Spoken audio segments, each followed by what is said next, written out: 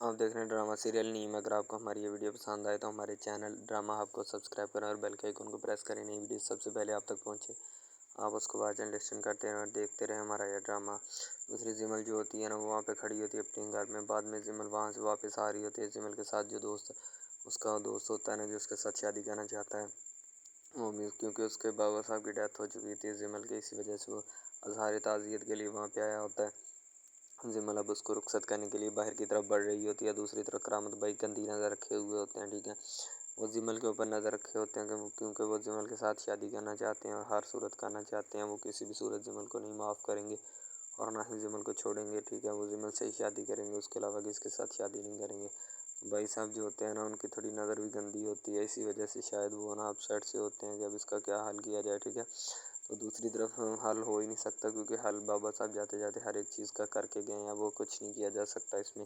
ना ही वकील जो होता है वो करामत के पास आकर बैठ जाता है और करामत को कहता है कि ये जो ज़मीन है जहाँ जहाँ सलावाबाद है, बाबा साहब ने अपनी ज़िंदगी में सारे कागजात डॉक्यूमेंट पूरे करके साइन भी कर दिए कि जहाँ जहाँ सलावाबाद है उनको उनकी ज़मीन दे दी जाए। करामत ये बात कहता अपने ये झूठे कागजात यहाँ से उठाओ और चले जाओ, वरना तुम्हारे साथ अच्छा नहीं होगा। वकील कहता कि मेरे साथ अच्छा नहीं होगा। ठीक है, बाबा साहब खुद अपने हाथों से सारा काम निपटा के गए हैं। ठीक है, वकील सबूत के तौर पे वो मोबाइल वाली वीडियो भी पेश कर देता है जिसमें कहते हैं बाबा साहब कि मैं शाहरुख ने आलमपुरी अपनी यानी कि होश आवाज़ में ये बात कह रहा हूँ कि जहाँ जहाँ सलावाबाद है, मैं ये हुक्म देता हूँ मेरी जितनी भी ज़मीन है जहाँ जहाँ सलावाबाद है, मैं उनको ये ज़मीन बतौर वैसे ही दे रहा हूँ, यानी कि फ़ीसबिल्लाह मैं उनको ये ज़मीन अनायत कर रहा हूँ।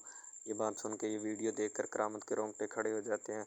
वो दूसरी तरफ से वकील कहता है कि अपना बाबा साहब तो दूसरी ज़मीन भी जो इस्लामाबाद वाला मकान है, ठीक है, वो भी फलाहीदारों को देने में लगे थे, लेकिन फिर उन्होंने दिया ही नहीं। ठीक है, दूसरी तरफ भाई साहब का चमचा यानी कि जो हर वक्त भाई साहब की बातें यानी करामत की बातें मानता है, वो भी पास बैठा है, इतने गौर से देख रहा होता है जैसे पता नहीं कोई बहुत बड़ी बात कर दी हो भाई साहब ने या वकील साहब ने। ठीक है, वो इन्हीं बातों में मसरूफ़ होता है बेचारा, ज़ाहिर सी बात है, और वो बेचारा क्या करेगा इसके अलावा, और उसके पास कोई काम ही नहीं है करने के लिए, ना हो कर ही सकता है।